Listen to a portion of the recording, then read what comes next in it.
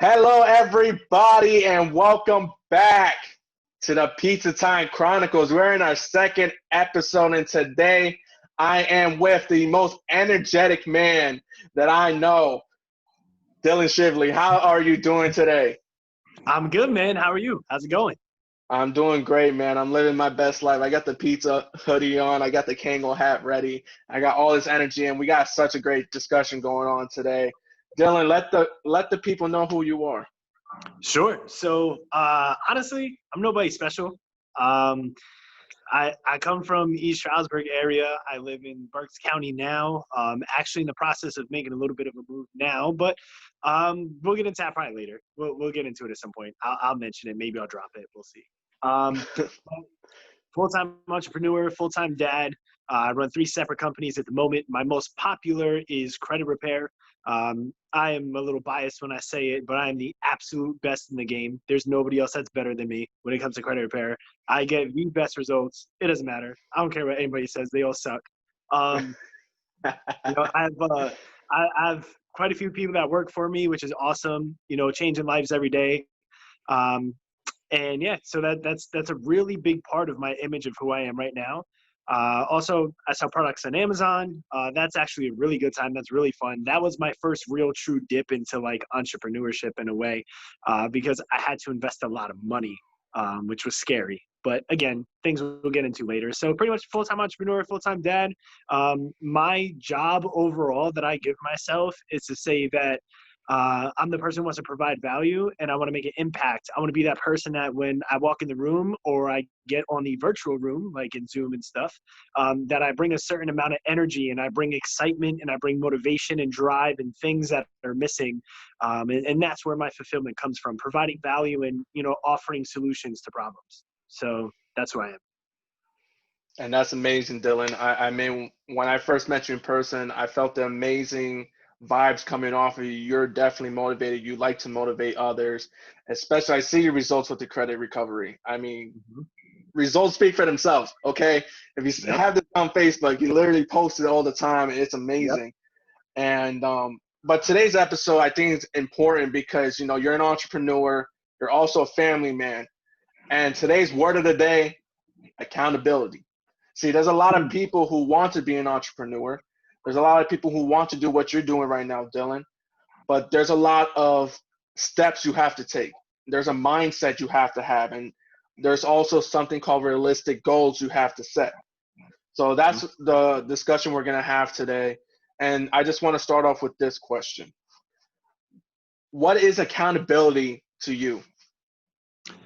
Okay. So when it comes to accountability, it's assuming full responsibility for everything, even when it's not your fault.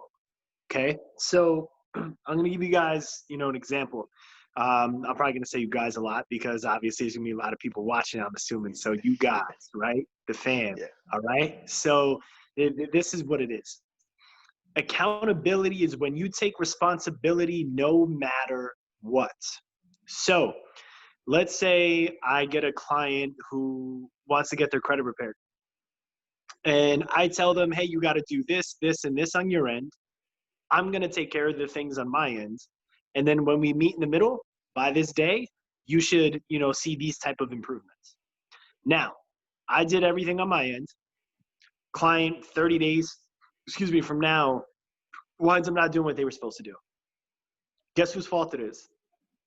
My fault. Okay? So why is it my fault? Because did I do all that I can in order to make sure that I was staying on top of that client without being pushy, without being rude, without, just being a dick or anything? Am I doing all that I can? And you can always do more. So as an entrepreneur, you have to understand, or an inspiring entrepreneur, you have to understand that accountability is key. So even with clients, like I get a lot of clients now, which is a good problem to have. I have so many that it's overwhelming, and I hired a bunch of staff, right? And I'm even in the next round of hiring more people because how busy it gets. So, I have to make sure that all of my employees are trained. Now, let's say if that employee makes a mistake, guess whose fault it is? It's mine, because I'm in charge of making sure that they're getting everything they need, right? I'm in charge of making sure that they're doing all that they can to provide the most value for the customer based on my standards. It's my standards, my customer, my process. So even if they screw it up, that's my fault. That's what accountability is. And that's an amazing answer. And I just want to follow that up with where do you think people are failing with accountability? So there's two words that don't mix really well, but it's the main source on why they are where they are. So typically, statistically, I don't know the exact statistics, but that just sounded smart to say. Uh, to my statistics, based on my experience, the people who fail to be accountable typically have the characteristic of being very ego driven. So people cannot be accountable because their ego gets in the way. Okay, so as the entrepreneur, as Mr. or Mrs. Independent business owner, all those things, right? You want to have all the answers. You think you need to have all the answers, and you're always right. And there's only your way of doing it, right? Because you got this far, so you think you know everything. You don't, and it's your ego that gets in the way of actually making greatness happen. Because I'll tell you again, with my employees, I'm so happy that I have them, because without them, I wouldn't grow where I am now. Because they bring all different types of ideas to the table, and there's mistakes made along the way, right? From both ends, from my end and their end. But at the end of the day, I assume all responsibility and I listen to what they got to say. So you put your ego to the side if you want to win. Because I used to have an ego, right? Everybody naturally, especially as a male and stuff, you have an ego, right? Yes. And it's okay to feel good about yourself, right? To feel Yes. confident, but don't have an ego, because that ego is going to stop you from doing the key things, which is being accountable to grow your business. And we just touching base on the ego part of your answer, do you think this ego is created by the people that with people who they surround themselves with, or do you think it's more a social media thing? What do you think creates that ego that you talk about? It's a mix. So you are who you hang out with, no matter what. No matter what, no ifs, ands, buts. Like, you are who you hang with. Even if you don't want to be, even if you don't claim to be, if you think you're not, that's your ego, by the way. If you think you're not, you are. You are a product of your environment and the people you surround yourself with. So with the people you're around, they're going to drive, your motivation. They're going to drive your ability to be accountable, to have that ego, to be confident but not cocky type thing. So if you're hanging around a bunch of people that are egotistical, guess what you're going to be, right? So it's just kind of a Right. direct correlation where you're hanging around with a bunch of people who think they're the shit. Guess what? You're going to think you're the shit too, because that's what you're around. Just like there's a lot of people who are destined for greatness and they think they're not, because the people who are around them are telling them that they're not, right? Oh, you're just like me and I didn't win, so you're not going to win, right? Part two of that is social media a little bit. But here's my thing with social media. So I feel like that's an easy cop out, right? It's a really Okay. easy cop out to be like, yo, social media is the reason why I'm a fuck up, right? Social Okay. media is the reason why, I'm the way I am. No, the fuck it isn't. Because guess what? You have the ability to friend and unfriend people, right? You have the ability to control the content that you consume. Because, like, guess what? With all crazy, wild stuff that's happening, while it's on, my news feed, you won't see nothing from me. And then people who have opinions on things or whatever, I control what I want to see. So instead of going on social media to complain about what I'm seeing, who's doing what, and what my opinion is, I control what I want to see. Instead of thinking people have to hear what I want to say, because that's an ego thing, right? Because if you always think you're right and you have this ego, then you're going to want your voice to be heard. So if you care that much about what other people think, you're going to voice your opinion, you're going to draw negativity to you, then you're going to reply with more negativity, and then guess what? Facebook's the devil and social media is the way that is the reason you're so negative. But I have a lot of people that are super positive, motivated, great, successful entrepreneurs, business owners, happy employees, upper management, all types of people.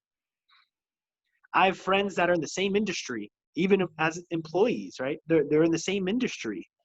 And some people work even for the same company. You ask the person who's at the top of the company how they feel about it, and ask the person who's at the bottom, right? It Right. has to deal with who you surround yourself with and what you allow yourself to consume. So social media is complete controlled. You can control what you consume on there. So if you use social media as a cop out, like you're a bitch because like you shouldn't. Straight like that. Straight Yeah, like that. I don't even disagree with you. I yeah. think straight like that. Because I like to say it myself. Validation is a dream killer, especially Mm-hmm. who you seek it from. And I think Mm-hmm. everybody should have that validation within themselves. I mean, Mm-hmm. if you're gonna do something, just do it. You don't have to worry Mm-hmm. about anybody else. It doesn't matter. Someone's gonna critique you regardless what you do. I'm a Mm-hmm. motivational speaker. Someone's still gonna find something better than what I do. Mm-hmm. And I'm just trying to promote positivity. And Yep. I just want to continue the conversation with accountability because when someone's chasing their dreams, when someone's trying to set goals, become an entrepreneur or whatever they're chasing, there's something with goal setting that people don't understand. I think that's setting realistic goals. And I think that they try to aim so big, but they don't have those steps to Mm-hmm. get there. They kind of just want to do the big goal, and then they're just completely they're disregarding the barriers that might get them there, because obviously there's always barriers. No matter what situation you're in, there's gonna be a barrier that's gonna set you back. But my question to you is, what is the key when setting realistic goals? So I got an interesting concept on this. And it's funny that you say it because it's not going to be a negative thing. But I think there's going to be a slight disagreement on what we say here, and I'm going to tell you why. So I have this conversation with my girlfriend a lot. Well, I had, right? Now it's starting to kind of set into her, and so these conversations don't wind up being blown out, but they wind up being little reminders, and she picks up. So let me explain real quick. So realistic goals, who is to say what's realistic versus what's not? True. What's too big? What's not big enough? By whose standard? Right? So for example, um how can I say this? I don't want to bring money into it. Let me think of another thing. All right. So let's say that I tell you, you got 4 months. From today, you have 4 months to find me 500 people that want to do credit repair. What do you think that is? I think that's realistic. Think it's realistic? Yeah, Okay. So, 4 months, 500 people, right? yeah. All right. So now we're going to take those same 500 people and I need you to get them to me in 2 weeks from today. I will give you a $15,000 bonus if you bring me 500 people in 2 weeks. What's I that? mean, it's tough to say. I mean, it's a tough situation. I mean, it's realistic to some, depending. They probably see this opportunity. They're like, "Oh, I can do it. That's no problem." As just someone who started out in the company, and they see the bonus, they're like, "I'm gonna try to strive for it." But if it's someone who's not motivated and don't know what they're doing, they're gonna be like, "No, that's impossible." Right? So that's my point. So when it comes to setting goals, I think what we do naturally is we think of the thing that we really want. Like, tell me, for example, what is something you really want? And not that materialistic things are the way to go, but it's a way to keep count. So what is something that you really, really want? I'm gonna be. I'm just gonna keep with the theme of the podcast. I really want pizza. That's it. Right. That's just Okay. your. Yeah. All right. So like a pizza shop? Like Yeah, what do you pizza shop. Okay. So you want a pizza shop, right? So if you were to tell me that, because of where my mind is, I'm going to start giving you the actionable steps you can take in order to get a pizza shop with a deadline and everything. But if you were to tell I don't know, who's a negative person in your life. You don't have to mention them specifically, but think of that negative person. Oh my God, I'm about to say somebody too. Thank God you stopped me. Well, Um, well, like not that I care, because like yeah, I know. I'll say That's whoever I want, regardless if they're right. my own family, if they're I don't care. Let's Um, just, I would say, let a couple of my past friends in high school. sure. So if you were to go to Yeah, your friends right now and be like, "Yo, I'm gonna open up a pizza shop. So here's my plan. I'm gonna do it in like 45 days." What are they gonna tell you? they're probably gonna tell me that's impossible. Right? And then so my response to the people like that, like, don't put your limitations on me. Just because you think it's impossible doesn't mean it is. Because guess what? You know who's one of the biggest dreamers in the world? Elon Ooh, Musk. Right? that How nigga. many times does that dude get called crazy for the wild stuff that he does? Right? Correct. But but he does it.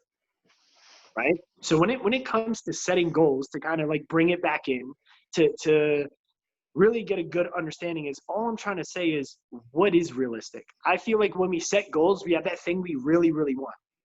Right? So let's say if I want a Lambo, right? If I'm like, yo, I want to daily drive a Lamborghini. That's what I want. Some people are gonna be like, wow, that's gonna be really hard, but you could probably do it. And other people are gonna say, oh yeah, that's not realistic, but like that's not realistic goals, right? Mm, A realistic goal is maybe just I want to at least buy myself a brand new car that's reliable, right? mm, Let's get realistic, right? Because they don't think that you can obtain that level of greatness, that you can get that thing. So I feel like when correct. we say, what my realistic goals are, that's us settling.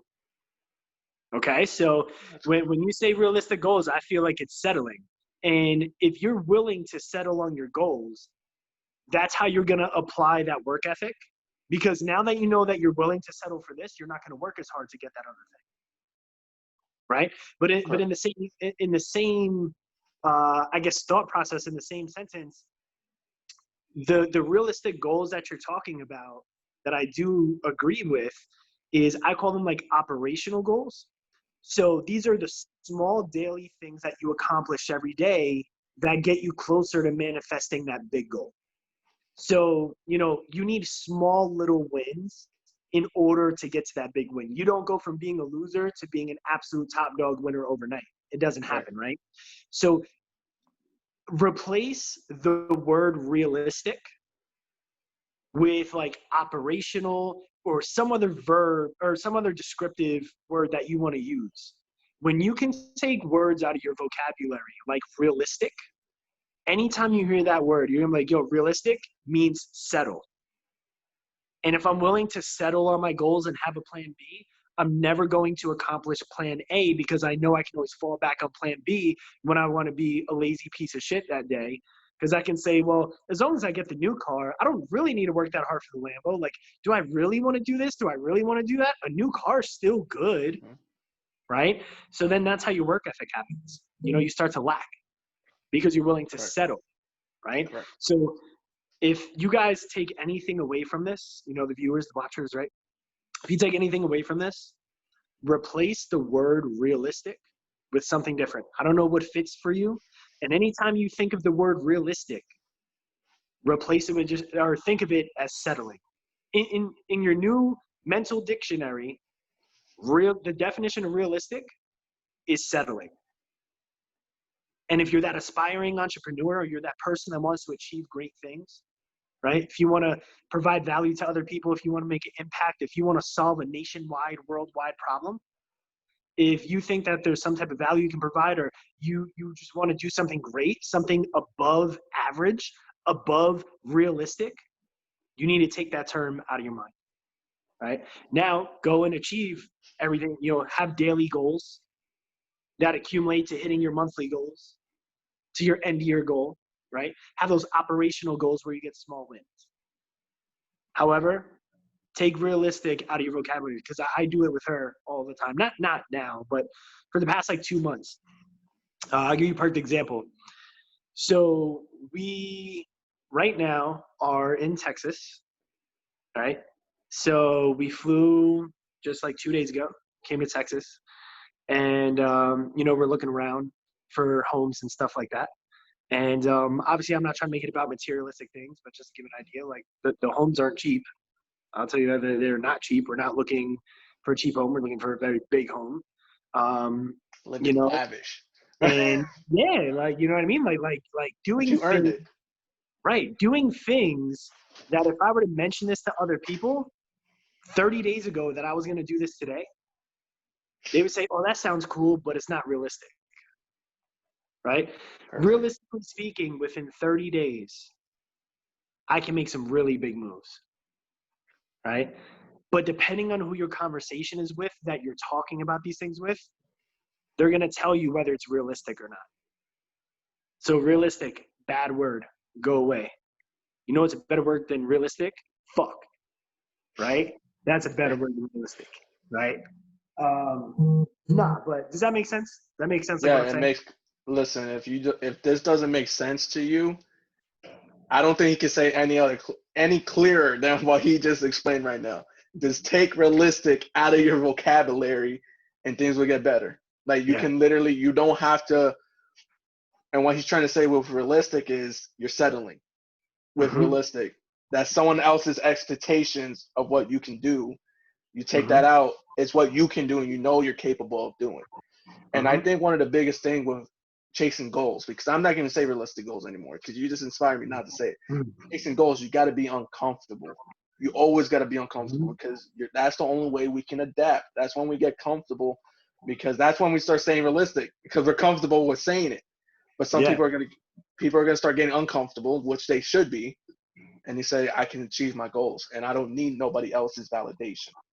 Mm-hmm. So, Dylan, listen, we only asked 2 questions, but I think we got everything we needed in this Good. podcast.